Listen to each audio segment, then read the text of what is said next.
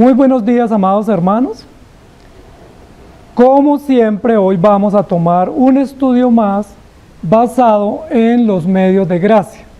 Nosotros en este periodo, en este intervalo que no estamos predicando expositivamente, tomamos unos domingos para hablar sobre los medios de gracia. Primero porque es un tema práctico e importante en la vida del cristiano. Y segundo porque nos hemos dado cuenta que a veces tenemos doctrinas, pero tenemos mal uso de aspectos básicos, sencillos de la fe, como la palabra, la oración, la comunión y el entendimiento de los sacramentos. Entonces estamos estudiando los medios de gracia bajo un eslogan: llega seguro a la meta quien sigue las instrucciones.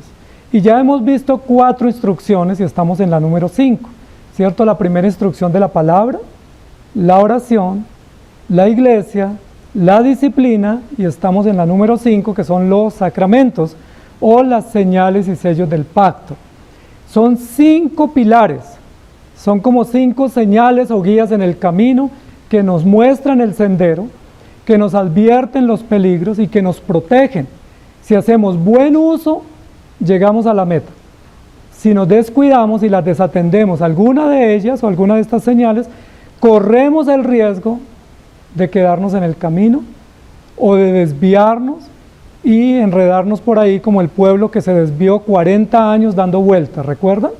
Porque descuidaron la voz de Dios, desatendieron los mandamientos del Señor. Entonces estamos en el 5.º medio de gracia, que son los sacramentos. Dijimos el domingo pasado que los sacramentos son señales, sellos y signos del pacto de gracia.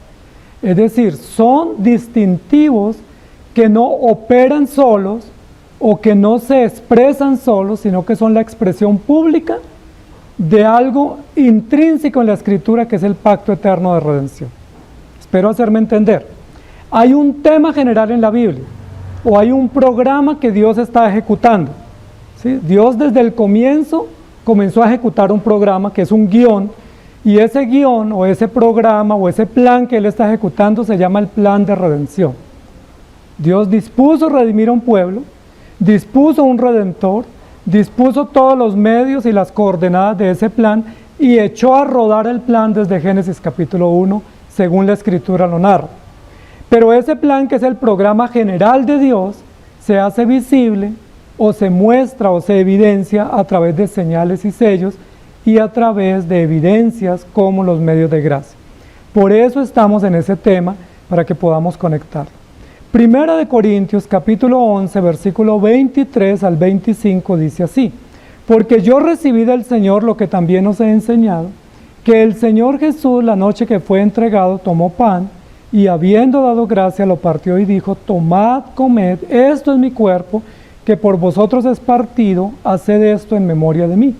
Asimismo tomó también la copa después de haber cenado, diciendo: esta copa es el nuevo pacto en mi sangre, haced esto todas las veces que la bebiereis en memoria de mí.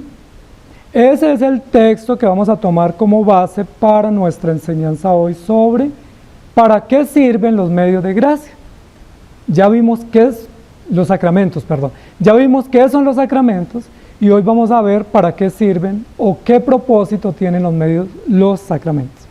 Entonces, los sacramentos tienen como propósito hacer memoria de hechos, de planes, de propósitos y de actividades que Dios está ejecutando. En esta porción que acabamos de leer de Primera de Corintios, en 2 oportunidades aparece la frase en memoria de mí. Lo pueden subrayar, lo pueden resaltar ahí en su Biblia o en su agenda. En memoria de mí, final del versículo 24 y final del versículo 25. La pregunta es: ¿en memoria de mí o en memoria de Él? ¿En memoria de quién se está haciendo esta celebración o esta ceremonia o este distintivo? ¿Es en memoria nuestra? Aquí dice en memoria de mí, y ese es el título de nuestra enseñanza hoy: en memoria de mí. Pero lo vamos a plantear de la siguiente manera: y es en memoria de mí. ¿Por qué? Porque nosotros los seres humanos tenemos la tendencia, siempre todos, que queremos que se hagan cosas a nombre nuestro y en memoria nuestra, y que se perpetúe nuestro nombre o nuestro honor o nuestra historia. Por eso las ciudades están llenas de placas, de bustos. En las plazas públicas, ¿qué hay? Bustos, placas, nombres, menciones. Incluso se tapa una alcantarilla y se pone una placa quién la tapó. ¿Sí? Se pavimenta una vía y se pone una placa en la esquina quién pavimentó esa vía. Esto se hizo bajo la administración de fulano de tal, dando honor, honra y perpetuando la memoria de una persona. Parece ser que nos gusta muchísimo que se hagan cosas a memoria o a nombre nuestro. Parece ser que hace parte como de nuestro plan de vida, que hacemos cosas diciendo que las hacemos sin ningún interés, pero al final del día, ¿qué queremos? Pues una pequeña plaquita, una mencioncita, ¿sí? Incluso hay iglesias donde cada banca tiene el nombre de la familia que la trajo, ¿sí? O las lámparas, o cada aporte se pone aquí, esto se consiguió gracias al donativo generoso del hermano o de la familia tal. ¿Eso estaría bien? Pues las gratitudes son buenas, pero cuando se hace una memoria honorífica que se perpetúa el honor o el nombre de un servicio de alguien, pues corremos el riesgo de envanecernos, de llenarnos de orgullo del más que ya tenemos y de soberbia, mucha de la que ya tenemos, expresada aparentemente en actos altruistas o generosos. Entonces, lo que Dios dice que hagamos es en memoria nuestra. ¿Es importante nuestra memoria? En el hecho de guardar o conservar hallazgos o datos o recuerdos que lleven nuestro nombre? Pues realmente no. Si nosotros somos justos en lo que la Biblia dice, no debería nada de lo que nosotros hacemos conservar nuestro nombre. No porque no quisiéramos, o no porque otros no quisieran hacerlo a nombre nuestro como una gratitud, sino porque no hay un dato bíblico de que dijera, esta casa se construyó gracias a, o le debemos esta provisión o este aporte a fulano de tal, porque eso lo que haría es exaltar a los hombres, cuando todo lo que hacemos debe ser en gratitud a Dios, y todo lo que hacemos es en respuesta de obediencia a nuestro Dios. Cuando el Señor Jesús celebró la ceremonia de la cena, en Lucas 22, que está registrado, Él dijo, háganlo en memoria mía, no en memoria de ustedes. No quedó nada a título de los discípulos o de los apóstoles. No quedó nada a título de Pablo o de Pedro o de Juan. Imagínense que Jesús hubiera dicho, bueno, ¿y ahora a quién le nombramos o le endosamos esta obra? Hubiera habido pelea entre los 12 discípulos, queriendo todos quedar ahí, y si se hubiera llegado al acuerdo de que podían quedar los 12 en la placa, ¿quién quería estar de primero? Recuerden que hubo una discusión, quién de ellos era el mayor, y fue una discusión acalorada.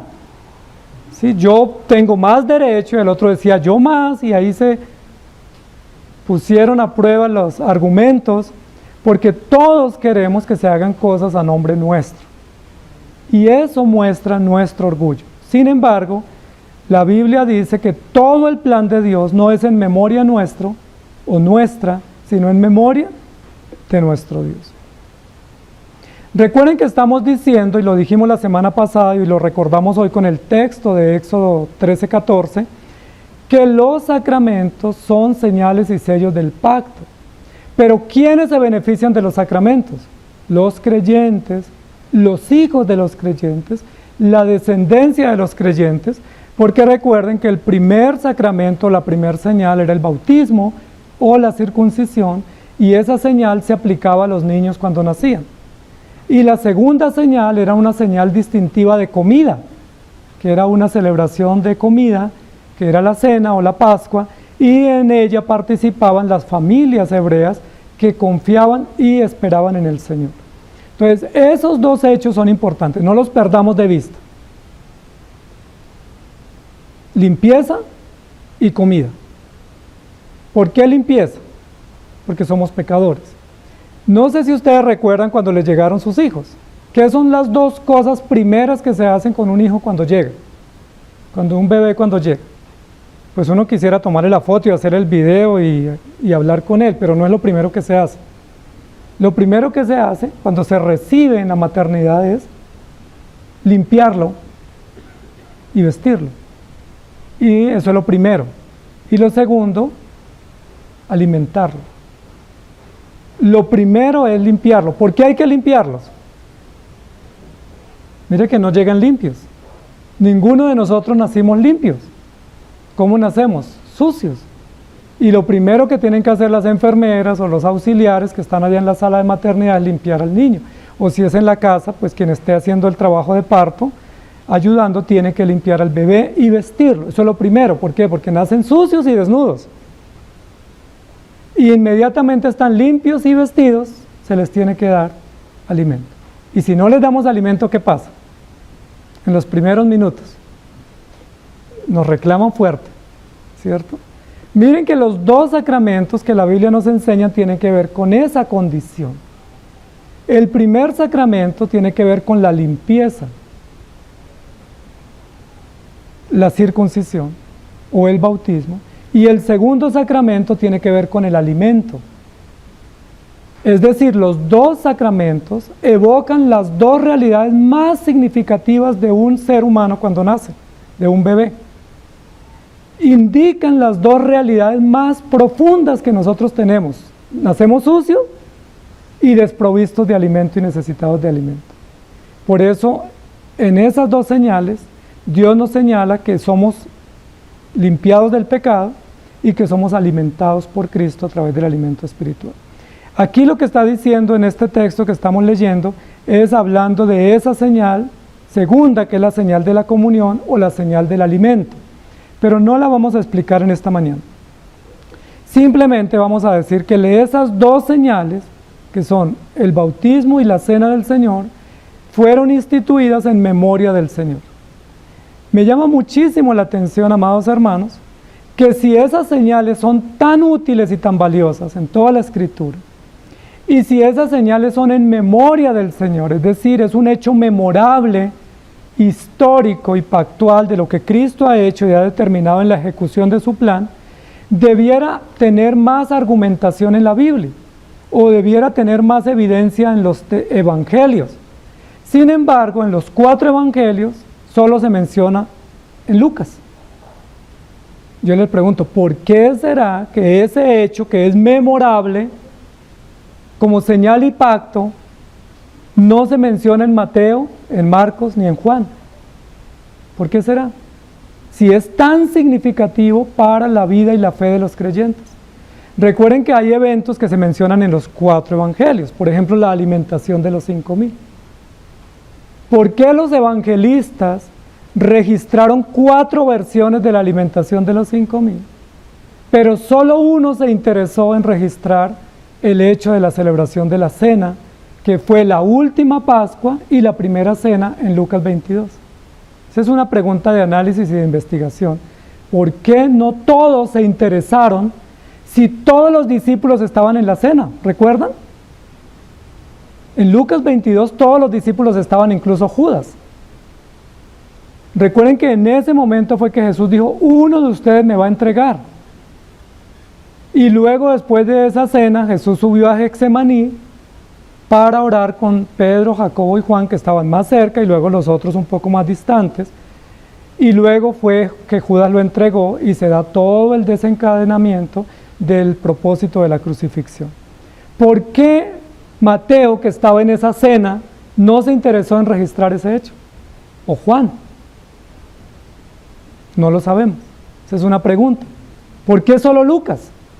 Ahora, recuerden que de los 4 evangelistas, el único que era científico era Lucas, que era el único detallista, investigador, meticuloso, que no pasa por alto los detalles y que observaba todo con rigurosidad porque era médico, y médico importante porque era el médico personal de cabecera de Pablo. Parece ser que no solo Lucas fue el médico de Pablo, sino que también fue el médico de otros que estuvieron con Pablo, como Timoteo y Epafrodito, que leímos hoy que estuvo enfermo. Y también Lucas fue uno de los que aportó económicamente para la manutención y sustento del ministerio de Pablo en la cárcel. ¿Por qué solo Lucas? Si esto es tan memorable. Y esto me llama la atención, amados hermanos, porque a veces los hechos más memorables, o que debiéramos memorar más, son los que más olvidamos.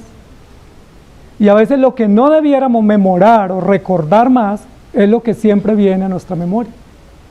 Y eso suele pasar con frecuencia, ¿cierto? Uno generalmente recuerda lo que no debe recordar, y lo que debe recordar, lo olvida con facilidad. Parece ser que ese episodio que fue tan significativo para todos los discípulos, lo olvidaron a la hora de escribir, o no lo vieron como significativo y lo pasaron por alto. Gracias a Dios que Lucas lo registró, porque por eso lo tenemos aquí en este texto. Y como Lucas lo registró, ¿a quién más le interesó volver a hablar del tema? A Pablo. Noten que Pablo en 1 Corintios 11 hace casi una copia o un transcrito de Lucas 22 que escribió Lucas, su médico personal. Entonces noten que aunque los demás discípulos evangelistas no registraron el hecho, Pablo tomó de Lucas, que escribió el evangelio, y le llamó muchísimo la atención, cosa que no le llamó a Pedro, porque no lo registró, ni a Santiago, que no lo registró en sus escritos, ni a Juan en el evangelio, ni en los escritos, pero Pablo lo registró. ¿Por qué Pablo lo registró? Porque para Pablo llamó mucho la atención que este hecho era un hecho memorable de la fe cristiana, y un hecho que no se podía pasar por alto. Era importante la traición de Judas, era importante Getsemaní, era importante la crucifixión, pero yo les digo, no era importante la última cena, o la primera cena y la última Pascua de Jesús. Cuando Jesús dijo, cuánto he añorado comer esta cena con ustedes, y no la volveré a comer hasta que esté con mi Padre en el reino de los cielos. Un hecho memorable no puede pasar por alto, y gracias al Señor tenemos el registro de Pablo en 1 Corintios 11, donde nos dice, recuerden este hecho. Éxodo capítulo 12, versículo 12 al 14 dice, pues yo pasaré aquella noche por la tierra de Egipto y heriré a todo primogénito en la tierra de Egipto, así de los hombres como de las bestias, y ejecutaré mis juicios en todos los dioses de Egipto, yo Jehová. Y la sangre os será por señal en las casas donde vosotros estéis, y veré la sangre y pasaré de vosotros, y no habrá en vosotros plaga de mortandad, cuando hiera la tierra de Egipto, y este día os será en memoria. Noten versículo 14, este día os será en memoria, y lo celebraréis como fiesta solemne para Jehová durante vuestras generaciones, por estatuto perpetuo lo celebraréis. Éxodo 12 dice, este día será por memoria. ¿Qué fue lo memorable en Éxodo 12? Nosotros diríamos que salieron de la esclavitud en Egipto, puede ser. Pudiéramos decir que los egipcios les dieron riquezas para que ellos salieran con riquezas y como una indemnización por el tiempo de servicio.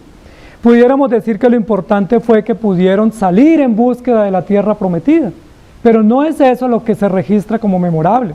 Esos son hechos colaterales o desencadenantes. ¿Qué es lo memorable en esta noche? La noche del 12 de Éxodo 12, ¿qué es lo memorable? Que debiendo morir todos, ¿recuerdan? Unos no murieron. ¿Y recuerdan por qué no murieron? No fue porque se escondieron, no fue porque huyeron, no fue porque no los encontraron. ¿Por qué no murieron? Porque había Dios dispuesto que para ellos no morir debían matar un animal y con la sangre de ese animal pintar las puertas de las entradas de las casas o los dinteles de las casas o los postes, y esa era la garantía de la salvación de ellos. Es decir, ¿por qué no murieron? Porque alguien murió en sustituto por ellos o en reemplazo por ellos. Es decir, hubo una sustitución, ellos debían morir, no había razón para no morir. Y el Señor dice, todo primogénito va a morir, pero para que sus hijos no mueran, ustedes tienen que matar un animal. Es decir, se anticipa la muerte del animal, y la sangre de la vida de ese animal es puesta como señal para que la muerte no entre a la casa de los hebreos. Eso es lo memorable. Lo memorable no es la comida, lo memorable no son las riquezas, lo memorable no es que al fin salen libres, lo memorable es que ellos no murieron, porque alguien murió en reemplazo de ellos. Eso es lo que está diciendo. Este día os será como señal y lo recordaréis por siempre, porque la sangre fue puesta en las puertas, y cuando el ángel de la muerte vio la sangre en las puertas, pasaba de largo y no entraba a esa casa. Esta es una historia maravillosa. Nosotros le hemos dado más importancia al desfile de hebreos saliendo, a los hebreos cargados con mochilas a la espalda y con riquezas que les dieron los egipcios, pero no hemos entendido que ese es el resultado de algo que sucedió antes, previo, y que no tuvo que ver con ellos. Ese animal muerto, esa señal de sangre, ese ángel que no se atreve a entrar a la casa de los hebreos a matar a los primogénitos porque ve la señal, esa es la señal inequívoca de memoria o de recuerdo. ¿Por qué entonces tenemos que recordar estos hechos significativos? ¿Por qué es en memoria del Señor? Porque no fueron los egipcios los que liberaron a los hebreos, ni fueron los hebreos los que se liberaron del yugo egipcio. No fue una negociación política y un acuerdo al cual llegaron las dos partes diciendo, bueno, pues ya sufrimos, ya nos beneficiamos de ustedes, entonces hemos decidido firmar un acuerdo de libertad para que ustedes se vayan a su tierra. Eso no sucedió. Recuerden que el faraón no los quería dejar ir, y recuerden que los hebreos tampoco se querían ir. Incluso cuando salieron se querían devolver. ¿Quién es el protagonista de este hecho de la libertad de la esclavitud en Egipto? Es un gran libertador, que no es Moisés, que es Dios el que decide librar al pueblo de la esclavitud. Ahora, decidió porque ese era su plan, porque ya estaba profetizado y porque ya se había cumplido el tiempo de la esclavitud. Y Dios dijo, es hora de que salgan, y los voy a sacar con mano poderosa y brazo extendido. Es decir, los saco a las buenas o a las malas. Esa expresión, mano poderosa o brazo fuerte y extendido, es, voy a levantar mi mano y los saco porque los saco. Porque recuerden que ellos no querían salir. Y no querían salir porque tenían beneficios, porque se habían acostumbrado a la esclavitud, porque de una u otra manera, pues ahí estaban cómodos, y ahí tenían tierras y tenían ganados y la descendencia se estaba multiplicando. Pero el que decidió la libertad de la esclavitud de ellos fue Dios.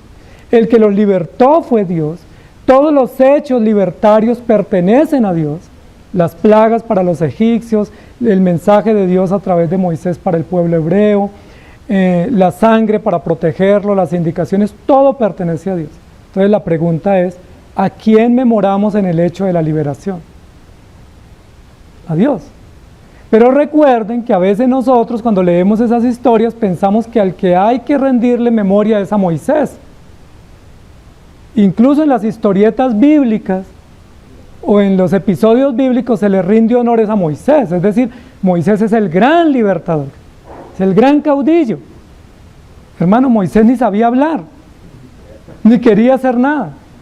Y lo que hizo, lo hizo muchas veces incluso contra su propia voluntad. Pero el que hizo todo fue Dios. Por eso Jesús acá en este recuerdo de Primera de Corintios, que también de Lucas 22, y que tiene su conexión con Éxodo 12, dice, esto es memorable, no lo olviden. Pero yo vuelvo e insisto, ¿a quién es que no tenemos que olvidar? ¿A Moisés? ¿A Egipto? ¿Las tradiciones hebreas? ¿O qué es lo que no podemos olvidar? Porque si lo olvidamos perdemos el rumbo. No podemos olvidar al autor de nuestra salvación, al libertador que nos sacó de la esclavitud del pecado. Hebreos 9:28 dice, así también Cristo fue ofrecido una sola vez para llevar los pecados de muchos y aparecerá por segunda vez sin relación con el pecado para salvar a los que le esperan. Así también Cristo fue ofrecido una sola vez. Ok, o sea que cuando habla Hebreos de que Cristo fue ofrecido una sola vez, ¿No será que está hablando que ese símbolo de Éxodo 12 tiene que ver con Cristo? Porque dice que ellos no murieron porque un animal murió y la sangre fue puesta. Aquí dice que Cristo fue ofrecido para presentar a sus hijos salvos y sin relación con el pecado. Amados hermanos, todos los hechos de la salvación apuntan al Señor. Y no sé si ustedes han revisado Hebreos 11, pero Hebreos 11 hace un listado, no completo, porque dice que faltaría espacio para desarrollarlo, de los hombres de fe, o de los hechos de fe, de algunos hechos de fe del Antiguo Testamento. Y no sé si ustedes los han revisado, pero es muy interesante porque los hechos de fe de Hebreos 11 no tienen que ver con los personajes que están mencionados allí. Nosotros pensamos que sí. Por ejemplo, dice, por la fe Abraham fue a un lugar desconocido. ¿A quién se reconoce allí? ¿A Abraham o a Dios que lo dirigió a un lugar desconocido? Por la fe Sara, siendo estéril, concibió. ¿A quién se exalta? ¿A Sara, que siendo mujer mayor pudo tener hijos? ¿O a Dios, que ella teniendo imposibilidad le regaló un hijo? Por la fe José fue vendido. ¿A quién se exalta? ¿A Dios o a José? Y así sucesivamente. Por la fe Abraham ofreció a su hijo, o estuvo dispuesto a ofrecerlo en sacrificio. Con frecuencia pensamos que los hechos de fe son memorias históricas de hombres de fe. Y resulta que los hechos de fe son memorias históricas del Dios de la fe, no de los hombres de fe. Porque los hombres de fe tienen fe como don, mas no como propiedad. Y si expresan la fe, es como un resultado de la gracia de Dios, mas no como un mérito personal. Es decir, Abraham no es el padre de la fe. ¿Quién es el padre y el autor de la fe? Dios, no es Abraham. Es un error cuando decimos Abraham es el padre de la fe, porque si Abraham es el padre de la fe, entonces Job es el padre de la paciencia, entonces Moisés es el padre pues de la nobleza, y así seguiríamos con muchos padres. No, el autor de todo y el dueño de todo, y las virtudes de todo y las facultades de todo pertenecen a Dios. Abraham es un instrumento, igual como usted y yo, en el plan del Señor. Entonces, ¿por qué debemos hacer memoria? ¿Por qué Corintios 11 habla de hacer memoria? Hacemos memoria de nuestra salvación, que es lo que nos recuerda Éxodo 12. Hacemos memoria de nuestra salvación. Y yo les pregunto, ¿ustedes querían salvarse? ¿Ustedes, antes de tener a Cristo, ustedes eran conscientes que estaban perdidos y querían salvarse? ¿Ustedes habían dicho, bueno, no veo la hora de ser salvo? Estoy enfrentando esta condición pecaminosa y yo no quiero un destino sin Cristo. ¿Alguien lo dijo antes de? Nadie, éramos ignorantes. No entendíamos, no sabíamos y pensábamos que íbamos por el mejor camino. Íbamos viento en popa por el camino ancho sin restricciones y pensábamos que lo que nos pasaba eran casualidades, pero no pensábamos que estábamos ofendiendo a Dios, que estábamos rumbo a la perdición y que éramos enemigos de Dios y que estábamos muertos. Nosotros pensábamos que eso sí era vida. Sí, un fin de semana en una rumba uno decía, eso sí es vida. Pero resulta que la Biblia dice que estábamos muertos. Entonces, si Dios nos salvó, ¿a quién le debemos la salvación? Esa memoria del hecho de la salvación, ¿a quién le pertenece? Ese recuerdo, esa gratitud, ese resultado. ¿Pudiera yo poner un día de fiesta, decir gracias a Dios, este día me convertí? ¿Este día decidí creer? ¿Ese día le entregué mi vida al Señor? Pues no, porque estaríamos pensando que la salvación pues, es mérito nuestro y no que es mérito del Señor. Éxodo 12, 21 al 24, continuando con la historia, dice, y Moisés convocó a todos los ancianos de Israel y les dijo, sacad y tomaos corderos por vuestras familias y sacrificad la Pascua. Y uno dice, ¿sacrificad la Pascua? Miren lo interesante, aquí no dice preparen la Pascua, como dice en Lucas 22. Si vayan y traigan un asno y vengan y traigan los preparativos para la Pascua, sino sacrifiquen la Pascua. Y uno dice, ¿de qué está hablando? ¿Cómo que una Pascua se sacrifica? Claro, porque hay una proteína y esa es de un animal selecto, de un cordero que debía ser muerto, Y el hecho central aquí no es la reunión de la familia comiendo, sino el hecho central es el animal que ellos pueden comer, que les ha permitido tener vida cuando ellos debieran morir. Y tomad un manojo de hisopo y mojadlo en la sangre que estará en un lebrillo, y untad el dintel y los 2 postes con la sangre que estará en el lebrillo, y ninguno de vosotros salga de las puertas de su casa hasta la mañana, porque Jehová pasará hiriendo a los egipcios, y cuando vea la sangre en el dintel y en las 2 postes, pasará Jehová aquella puerta y no dejará entrar al heridor en vuestras casas para herir.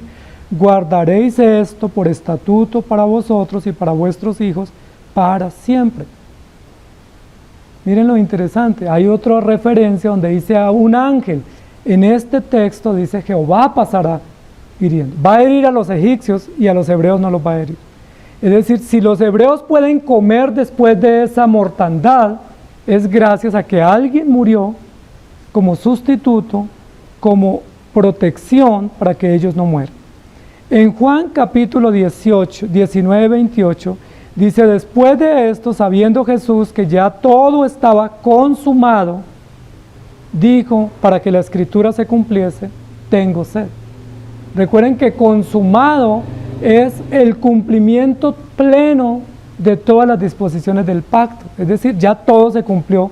Lo último que debía hacer Jesús era expirar, porque todo se había cumplido. La pregunta es, ¿qué se había cumplido? ¿Qué fue lo que Jesús dijo que ya todo se había consumado o cumplido? O que ya todo estaba ok, ¿sí? Que todo estaba aprobado para que la escritura se cumpliese. ¿Qué fue? Pues no es el sufrimiento, porque no es el sufrimiento el que salva. No es que Él voluntariamente se entregue, porque muchas personas se han entregado por otros, sino que Él, siendo santo y perfecto y siendo Dios, entregue de forma inocente y voluntaria su vida en favor de pecadores culpables como ustedes y como yo. Jesucristo no entregó su vida para quedar en un Guinness Records, ¿sí? Para que le rindieran culto como un héroe, o como un hombre valiente, o como un hombre resiliente que supo soportar el dolor de la muerte sin decir nada. Ese no es el propósito de la muerte. El propósito de la muerte de Jesucristo es salvar a su pueblo, mostrar su justicia a favor de su pueblo, satisfacer las demandas del honor de Dios y condenar a todos los incrédulos en ese mismo hecho de muerte. En Mateo 27:46 dice, cerca de la hora 9, Jesús clamó a gran voz diciendo, Eli, Eli, Eli, lama sabactani, esto es, Dios mío, ¿por qué me has desamparado? Estos hechos de la muerte, la crucifixión, la resurrección de Cristo tienen que ver con los sacramentos. Recuerden que Jesús dijo, hagan esto en memoria de mí hasta que yo venga. Y si Él viene fue porque murió, resucitó y fue al cielo, y no es simplemente un hecho histórico. En Mateo capítulo 26, 38 dice, entonces Jesús les dijo, mi alma está muy triste hasta la muerte, quedaos aquí y velad conmigo. Y luego en Lucas 22, 44, y estando en agonía oraba más intensamente, y era su sudor como grandes gotas de sangre que caían sobre la tierra. Entonces, amados hermanos, ¿qué es lo memorable? ¿Por qué hacemos eso en memoria del Señor Jesús? Porque la salvación le pertenece a Él. Porque no hay un detalle o un aspecto o un porcentaje, ni siquiera mínimo, de la salvación que nos pertenezca a nosotros. No hay absolutamente un pequeño hecho significativo en el cual hayamos aportado o contribuido al plan de salvación. La salvación es 100% de Dios. Y eso es lo que en la Biblia se llama gracia. Porque si yo hago algo ya no es gracia, yo pagué por eso, yo contribuí o tengo mérito. ¿Qué también es memorable? Recuerden que desde Éxodo 12 y en Génesis 12 y en los textos que hemos leído posteriormente habla de la descendencia. Y aunque habla en dos sentidos de la descendencia, de una descendencia biológica, es decir, del privilegio que podemos tener de hijos para que haya descendencia, hijos, nietos y bisnietos, también la Biblia habla de la descendencia en sentido espiritual. Es decir, que somos descendientes de Dios porque Él nos adoptó como Padre. Él es nuestro Padre y nosotros como hijos. La pregunta es, ¿quién de ustedes eligió ser hijo de Dios? ¿Quién de ustedes mereció ser adoptado por gracia? Recuerden que no solamente somos salvos por gracia, sino adoptados por gracia. No solamente tenemos el beneficio de la salvación, sino que tenemos una dignidad o un estatus o una posición oficial legítima, que es la posición de hijos. Noten que es muy importante porque no dice que somos compañeros, no dice que somos amigos, no dice que somos socios, dice que somos hijos. Y noten que esa es una relación totalmente distinta, pero es una relación vinculante, jurídica y de gran beneficio, porque si somos hijos, somos hermanos entre nosotros y tenemos un padre en común. Y ese padre ninguno de nosotros lo eligió. Porque cuando la Biblia habla de la adopción, también nos muestra que los hijos, bajo ninguna circunstancia, pueden elegir a los padres. Es mucho más fácil hoy con algunas manipulaciones de la ciencia y de la genética que los padres puedan elegir hijos. ¿Sí? En qué momento tenerlos, cuántos tenerlos, de qué color los ojos, incluso pueden elegir qué rasgos o sexo, en algunos casos con algunas manipulaciones. Pero ¿algún hijo puede elegir el padre? Imposible. Los padres biológicos que tenemos no los pudimos elegir. No tuvimos injerencia en esa decisión. Simplemente son nuestros padres. Punto. Son nuestros padres. Nos agrade o no, nos guste o no, nos parezcan buenos o no, son los padres que Dios nos dio. Y esos padres, dice la Biblia, hay que honrarlos, hay que respetarlos, hay que ser amables y amorosos con ellos porque son los padres que Dios nos dio. De la misma manera, usando la misma analogía, ¿quién eligió a Dios como padre? Sería memorable que yo hubiera podido elegir a Dios como padre. Entonces yo pudiera decir, mire, háganme un busto, pónganme una placa, o háganme una canción o un poema, porque yo pude elegir a Dios como padre, pero no pude. Fue Dios el que decidió elegirme a mí y elegir a sus hijos. Entonces, ¿para quién es ese recuerdo memorable? Para Dios. Nosotros lo tenemos que conservar, lo tenemos que recordar, lo tenemos que celebrar, pero no en honor a nuestra elección, sino en honor a nuestro Dios. Y eso es maravilloso, porque si fuera por méritos, imagínense la competencia de méritos en la iglesia, ¿cierto? El uno dice, yo gano porque yo llego primero, el otro yo diezmo más, el otro yo sé más, el otro yo enseño, yo canto, yo dirijo, yo hago esto, yo hago aquello, y eso sería un concurso de méritos imposible de poder definir, y de pronto tocaría hacer escalafones semanales para decir, bueno, en esta semana usted tiene el primer puesto y en la otra semana se lo ganó el otro, como tocan las empresas o en los colegios, ¿cierto? Por puntos y por variables y encuestas para uno saber quién va primero. Eso quisieron hacer los discípulos. ¿Quién de todos nosotros es el mayor? Incluso se atrevió la mamá de los hijos de Zebedeo a decirle a Jesús, mire, yo quiero que uno de mis hijos se siente a la derecha, otro a la izquierda. La ventaja de tener solo dos. El problema es cuando uno tiene más. Y ella no sabía lo que pedía. Amados hermanos, gracias a Dios tenemos el mismo Padre todos. Y tenemos todos el mismo estatus, hermanos. Y tenemos los mismos deberes todos para con nosotros y para con nuestro Padre. No hay privilegios en esa casa del Padre. No es que hay unos hijos más amados o más aventajados o consentidos y otros hijos como relegados. No existe eso. En la casa del Padre, que es nuestro Dios, todos somos iguales. Y Dios trata por igual a todos sus hijos. Incluso nos habla en público a todos y no nos habla en privado. Él no trata con sus hijos en privado porque a todos nos trata en público a través de su palabra. No elegimos a Dios, fue Dios el que nos eligió. Y como Dios nos eligió, eso es memorable para el honor de nuestro Señor. Isaías 11:2 Dice, y reposará sobre él el espíritu de Jehová, espíritu de sabiduría y de inteligencia, espíritu de consejo y de poder, espíritu de conocimiento y de temor de Jehová. Está hablando de Jesucristo. Y luego en Isaías 61:1 dice, el espíritu de Jehová el Señor está sobre mí, porque me ungió Jehová y me ha enviado a predicar buenas nuevas a los abatidos, a vendar a los quebrantados de corazón, a publicar libertad a los cautivos y a los presos apertura de la cárcel. La pregunta es si todos esos beneficios que Cristo opera por gracia no son para nosotros. Estábamos presos en pecados, estábamos oprimidos por el mal, estábamos muertos en delitos y pecados y estábamos totalmente ajenos a su voluntad y Dios tuvo misericordia.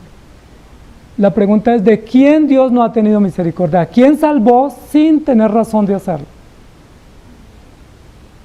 A ninguno. Todo nos salvó del pecado grave, terrible, vergonzoso, y nos ha dado vida y esperanza.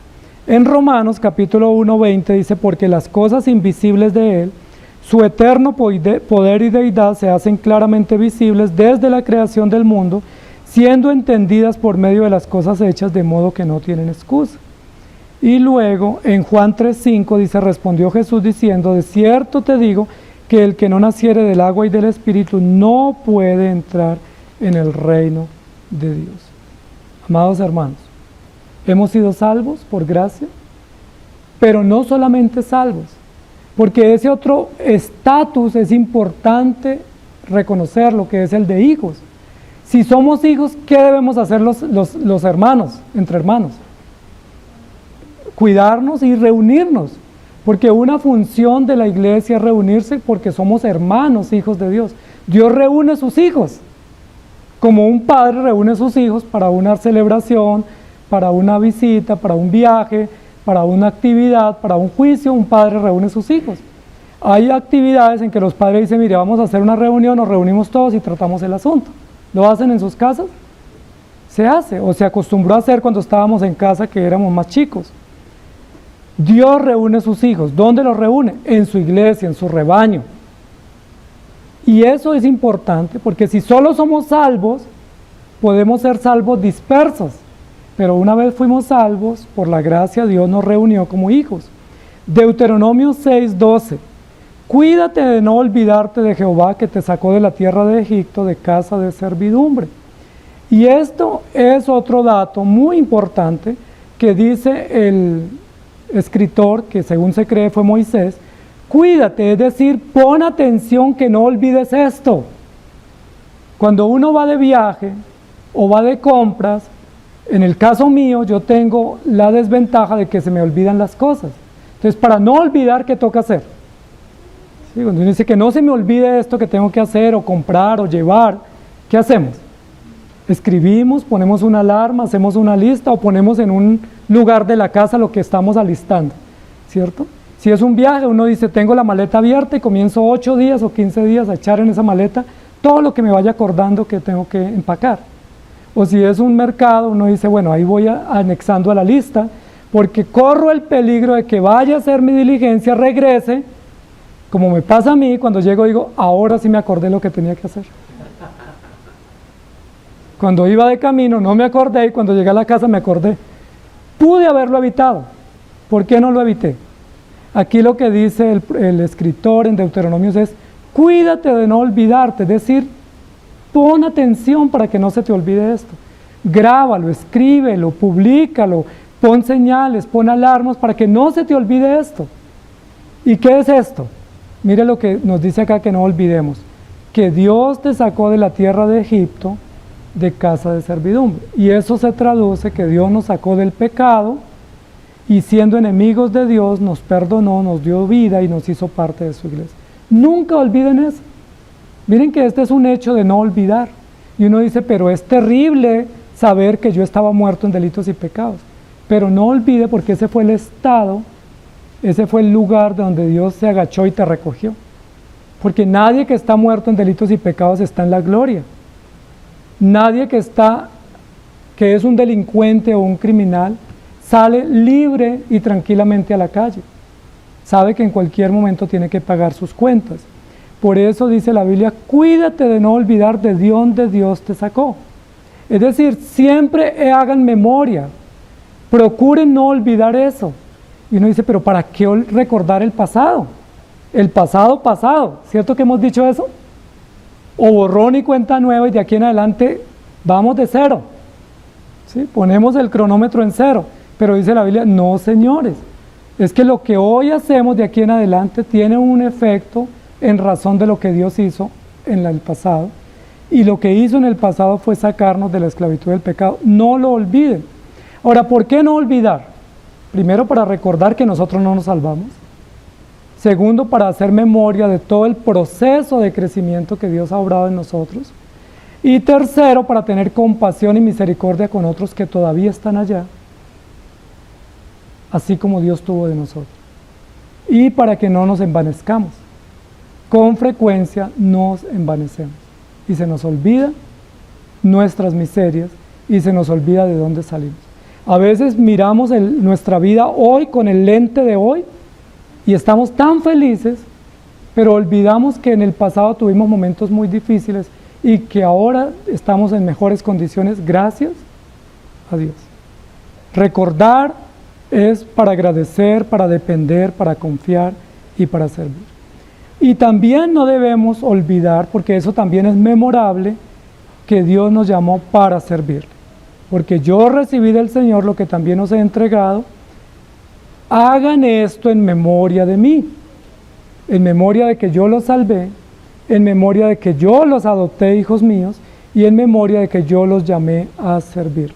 Si el pueblo de Dios, los hebreos en este caso que salieron de Egipto, pudieron servir a Dios en el desierto, fue gracias a Dios. Recuerden que una de las metas de Dios al sacarlos de Egipto fue que les sirvieran.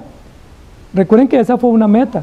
Cuando Moisés fue a interceder ante el faraón, recuerden que uno de los argumentos que Dios le dio fue: deja libre a mi pueblo para que me sirva. ¿Recuerdan?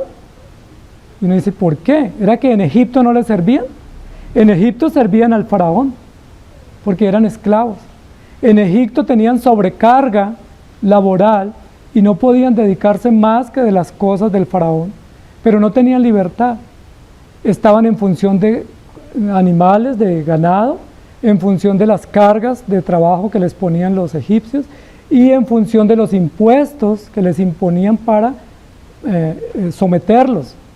Ellos no eran libres en Egipto, eran esclavos, no podían servir libre y gozosamente al Señor, y el Señor dijo, no está bien, quiero un pueblo libre que me sirva, y se ingenió el cumplimiento de una promesa y fue sacarlos de la esclavitud en Egipto.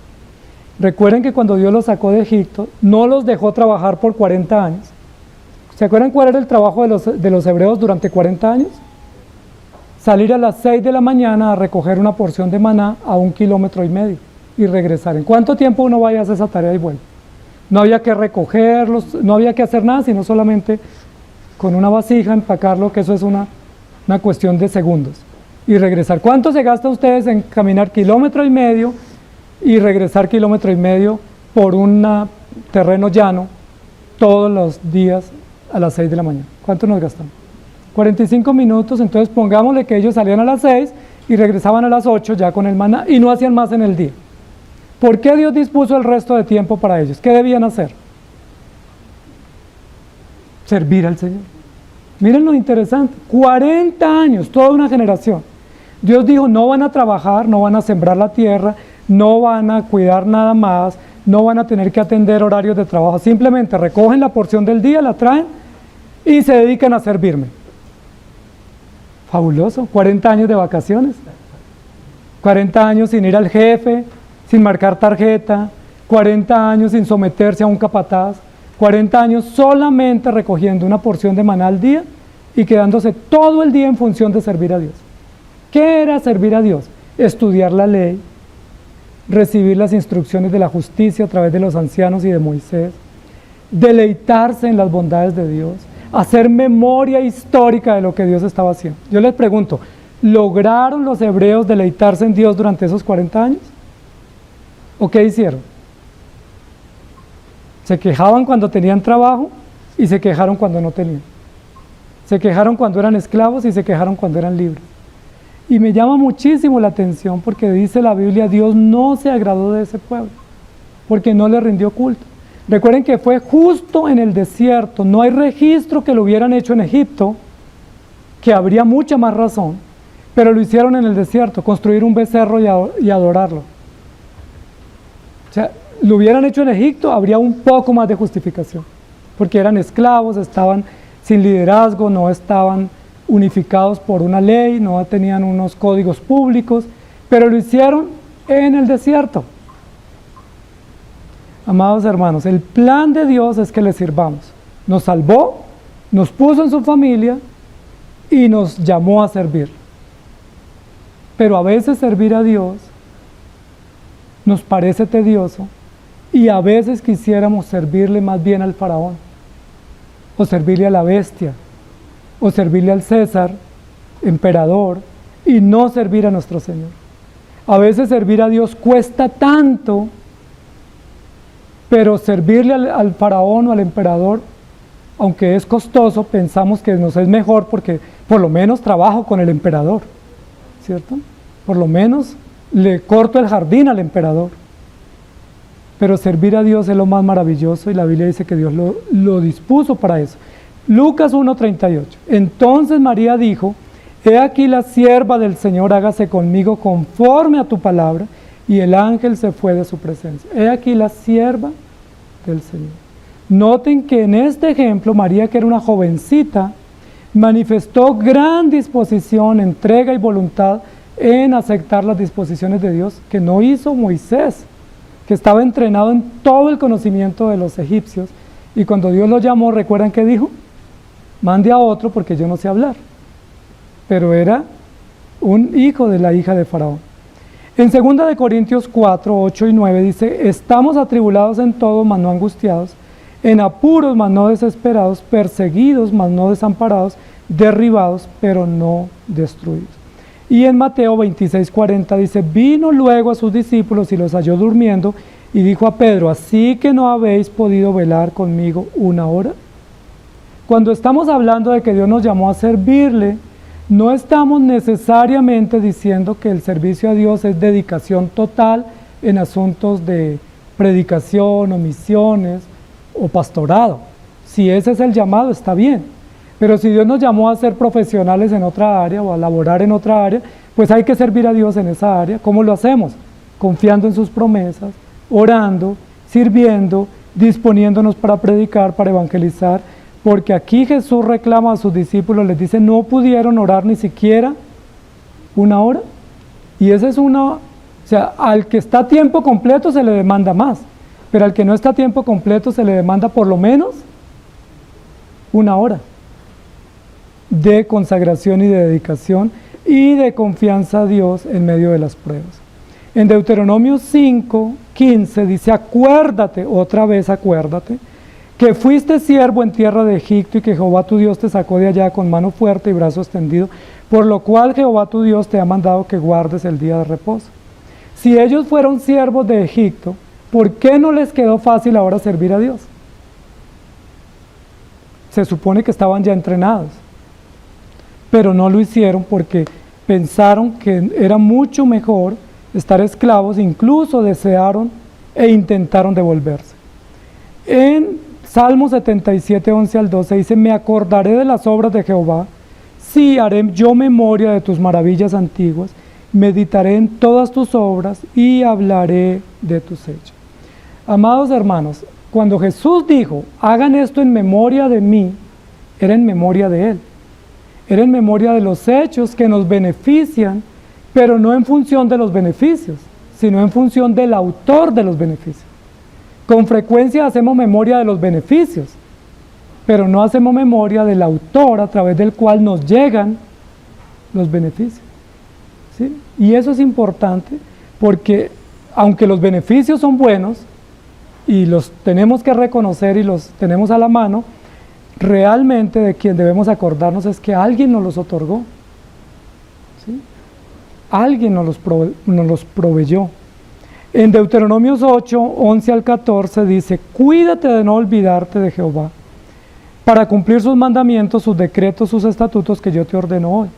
Y miren aquí la precaución por el si acaso sucede. No sea que comas y te sacies y edifiques buenas casas en que habites, y tus vacas y tus ovejas se aumenten, y la plata y el oro se te multipliquen, y todo lo que tuvieras se aumente. Y no sea que cuando todo eso se aumente, haya buen dinero en la cuenta, tengamos mejores condiciones de vida, tengamos mejor solvencia, no sea que se enorgullezca tu corazón y te olvides de Jehová tu Dios, que te sacó de la tierra de Egipto, de casa de servidumbre. Miren lo interesante. Y esa es una precaución que Dios tiene cuando le pedimos dinero. Todos le hemos pedido dinero al Señor, pero cuando le pedimos dinero, que prospere nuestro negocio, que prosperen nuestras empresas, nuestros emprendimientos, recordemos lo que Dios dice. En muchos casos Dios nos dice, mejor no le doy, porque no sea que se enorgullezca, se olvide que usted era un pecador miserable, que todo esto es un resultado de la gracia y no de sus propias fuerzas. No sea que se olvide y no sirva al Señor, no sea que se enfoque en sus negocios o en sus riquezas y olvide sus deberes primarios, y no sea que esté esclavo de su economía y no tenga tiempo ni siquiera para agradecer, o para comer, o para congregarse y dar gracias al Señor.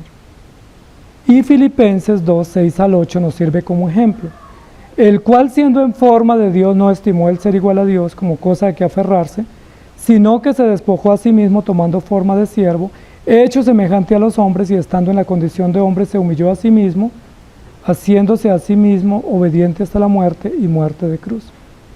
Y en 1 de Pedro 1:18 dice, sabiendo que fuiste rescatados de vuestra vana manera de vivir, la cual recibiste de vuestros padres, no con cosas corruptibles como oro o plata, sabiendo que fuiste rescatados.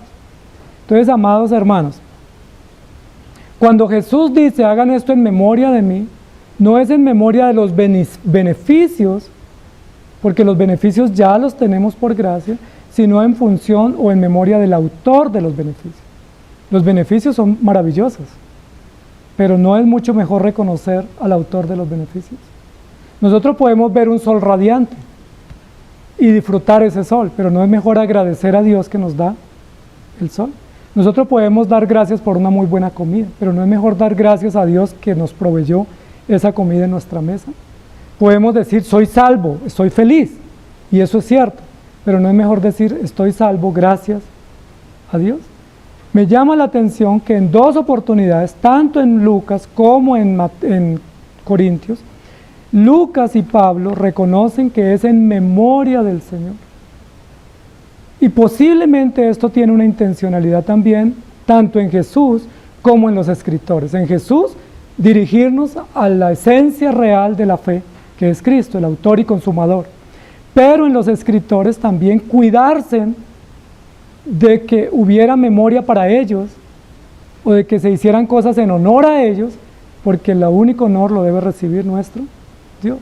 Lucas, como médico prestante, pudiera haber dicho, pues yo soy el único médico entre ustedes, entonces, o sea, ¿no? O sea, todos me consultan, todos dependen de mí.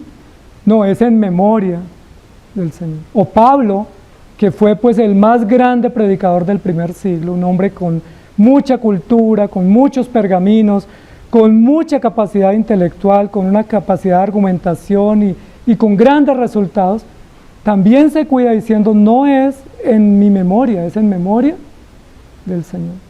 Y en muchas de las cartas dice, yo, Pablo y el hermano Timoteo, yo y Silas, yo y Epafrodito, yo en compañía de otros, para evitar pensar o que se piense que es por mérito nuestro y no para la gloria del Señor. Primera de Juan 2:2, y Él es la propiciación por nuestros pecados, y no solamente por los nuestros, sino también por los de todo el mundo. Entonces, amados hermanos, los sacramentos son señales y sellos del pacto en memoria del Señor. Cuando tomamos la cena o participamos de un bautismo, no se recrea nuestra memoria, se recrea la memoria de Cristo operando su gracia en nosotros y dándonos esperanza. Es decir, cada vez que presenciamos un bautismo tenemos que recordar que nacimos en pecado, que estábamos muertos y que a través de esa señal simbólica Cristo nos introdujo a la fe y a la vida. Cada vez que participamos de la mesa y tomamos el pan y la copa, tenemos que recordar que siendo nosotros pecadores, Cristo tuvo misericordia y nos hizo parte de su familia y nos sirve la mesa. Es en memoria del Señor, no en memoria tuya, ni en memoria mía. Es en memoria de Cristo, el autor de nuestra salvación, de nuestra adopción y del llamado que nos ha hecho para servirle. Oremos.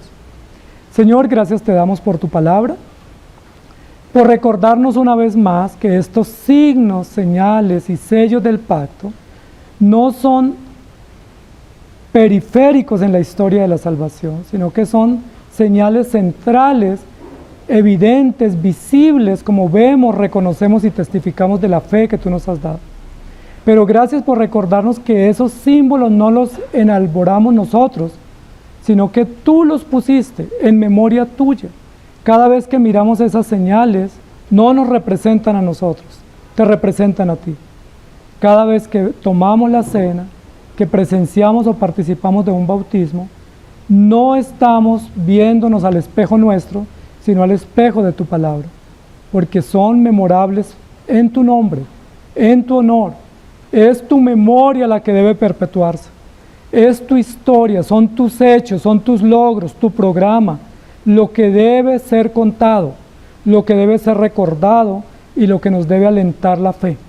No es el ejemplo de Abraham el valioso, ni el ejemplo de Jacob, ni de José, ni de Daniel, ni de Sansón, ni de Elías los memorables. No, lo único memorable es lo que tú has hecho, lo único digno de nunca olvidar y siempre recordar cada día, en la mañana, al mediodía y al acostarnos, es lo que tú has hecho. Son tus hechos, tus disposiciones, tus planes, tu programa. Aunque nosotros no los valoremos, aunque nosotros los menospreciemos, lo único digno de ser contado, cuidado, preservado, perpetuado, es tu palabra y tus hechos maravillosos. Perdónanos porque a veces conservamos hechos que causan daño, o hechos que nos producen orgullo o que nos exaltan, cuando debemos recordar es tus hechos y tu gloria y no nuestros hechos. Ten misericordia de nosotros y ayúdanos en Cristo Jesús. Amén. El Señor les bendiga, amados hermanos.